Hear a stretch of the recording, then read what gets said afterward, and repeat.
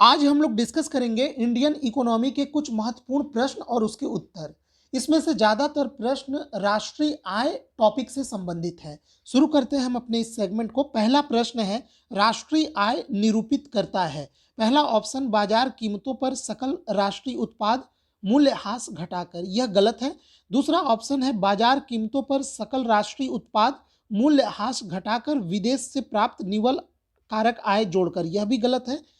अगला ऑप्शन है, बाजार कीमतों पर सकल राष्ट्रीय उत्पाद मूल्यह्रास और अप्रत्यक्ष करों को घटाकर उसमें सब्सिडी जोड़ दिया जाता है। तो यह पार्ट इसका सही आंसर है। लास्ट है, बाजार कीमतों पर सकल राष्ट्रीय उत्पाद विदेश से प्राप्त निवल कारक आय घटाकर। यह भी गलत है। ठीक, इसको इस प्रश्न को और अच्छे से अगर इसका आंसर समझना है तो यहाँ पे मैं आपको ये एक डायग्राम प्रोवाइड कर रहा हूँ। इस डायग्राम में जो भी पॉसिबल आपको इसके फॉर्मूलेज एग्जाम में पूछे जाते हैं वो सभी आप यहाँ से समझ सकते हैं। यहाँ पे ये जो भी इंग्लिश में वर्ड लिखे गए हैं इनका यहाँ पे डिटेल दिया गया है, आप लोग इसको ध्यान से देख लीजिएगा।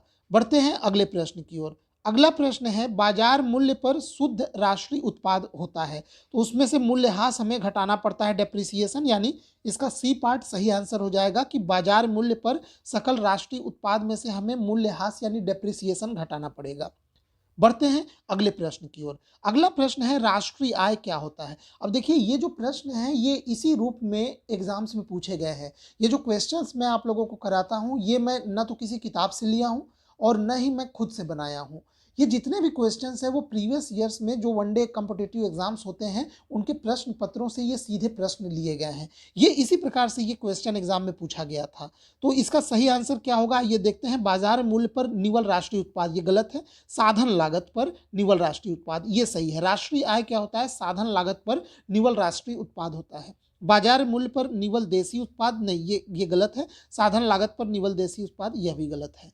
बढ़ते हैं अगले प्रश्न की ओर। अगला प्रश्न यहाँ पे है, भारत में राष्ट्रीय आय की गणना में एक प्रमुख समस्या है।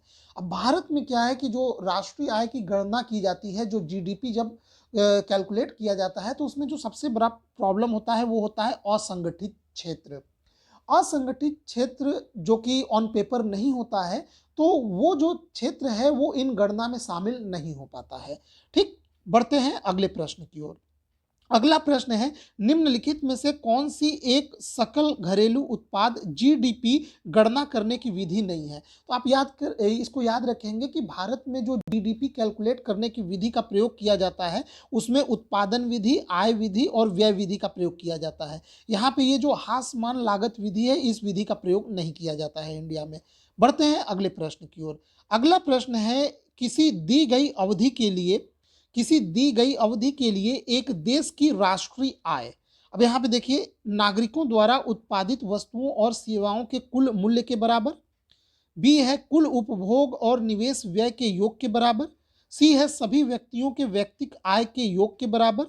और डी है, अंतिम उत्पादित वस्तुओं और सेवाओं के मौद्रिक मूल्य के बराबर। अब इसका हमें आंसर बताना है। तो इसका सही आंसर हो जाएगा डी पार्ट। डी पार्ट इसका सही आंसर है, उत्पादित अंतिम वस्तुओं और सेवाओं के मौद्रिक मूल्य के बराबर होगा। ठीक है, यही देश का राष्ट्रीय आय होता है। बढ़ते हैं अगले प्रश्न की ओर। अगला प्रश्न है, एक खुली हुई अर्थव्यवस्था में अर्थव्यवस्था की राष्ट्रीय आय आपको बताना है। अब जो शुरू शुरू में मैंने आपको डायग्राम बताया था उसी डायग्राम में आप देखेंगे तो आपको पता चलेगा सी पार्ट जो ये फॉर्मूला दिया गया है ये इसका सही आंसर है। ठीक है, हम लोग इसमें देखिए, यहाँ पे जैसे अगर आपको प्रॉब्लम हो रहा है समझने में तो जो पहला प्रश्न मैंने बताया था वो इसी से संबंधित था। सी क्या है, कंजम्पशन यानी उपभोग। आई क्या है, इन्वेस्टमेंट यानी निवेश। और जी क्या है, जी है सरकारी खर्च। इतने को हम लोग जोड़ देंगे। अब इसमें क्या जुड़ेगा, इसमें जो जुड़ेगा वो होगा एक्स और एम का अंतर, यानी कुल निर्यात और कुल आयात। तो कुल कितना हमने एक्सपोर्ट किया और कुल कितना हमने इंपोर्ट किया उसका अंतर हम लोग निकाल लेंगे, फिर उसको भी हम लोग जोड़ देंगे तो वही होता है हमारा राष्ट्रीय आय। बढ़ते हैं अगले प्रश्न की ओर। अगला प्रश्न है, यदि दी हुई समयावधि में कीमतें तथा मौद्रिक आय दुगनी हो जाए तो वास्तविक आय क्या होगा। अब यहाँ पे एक चीज ध्यान से समझिए, कीमतें भी दुगनी हो जा रही हैं और जो आय है, जो मौद्रिक आय है वह भी दोगुना हो जा रहा है। तो ऐसे में जो वास्तविक आय है वो अपरिवर्तित रहेगा। तो इसका सही आंसर हो जाएगा सी पार्ट, अपरिवर्तित रहेगा। ठीक है, बढ़ते हैं अगले प्रश्न की ओर। अगला प्रश्न है, किसी सैद्धांतिक रूप से, किस सैद्धांतिक रूप से यदि आर्थिक विकास की कल्पना की जाती है तो इनमें से किस एक को साधारणतः ध्यान में नहीं रखा जाता है। यानी आर्थिक विकास जो इकोनॉमिक डेवलपमेंट हो जाता है होता है तो उसमें किस एक को इसमें ध्यान में नहीं रखा जाएगा। पहला है सकल घरेलू उत्पाद में वृद्धि, दूसरा है विश्व बैंक से वित्तीय सहायता में वृद्धि, और तीसरा है सकल राष्ट्रीय उत्पाद में वृद्धि, और लास्ट है प्रति व्यक्ति सकल राष्ट्रीय उत्पाद में वृद्धि। तो ये पहला, तीसरा और चौथा ये तो ठीक है, लेकिन किसको ध्यान में नहीं रखा जाता है? ये विश्व बैंक से जो वित्तीय सहायता में वृद्धि होता है, इसको ध्यान में नहीं रखा जाता है। बढ़ते हैं अगले प्रश्न की ओर। अगला प्रश्न है, भारतीय अर्थव्यवस्था के बारे में अमर्त्य सेन के सुझावों से संबंधित निम्न कथनों पर विचार कीजिए। आप सभी लोग जानते हैं अमर्त्य सेन एक बहुत ही मशहूर अर्थशास्त्री हैं, तो उनके विचार से ये संबंधित कथनों पर हमें विचार करना है। पहला, इसे वस्तु उन्मुख होना चाहिए।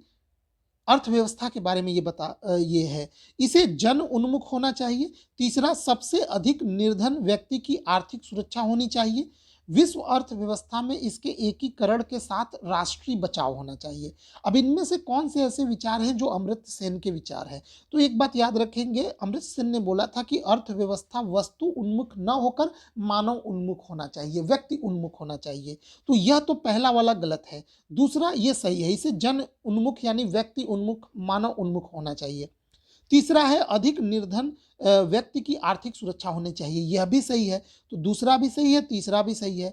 विश्व अर्थव्यवस्था से इसके एकीकरण के साथ राष्ट्रीय बचाव होना चाहिए, यह भी सही है।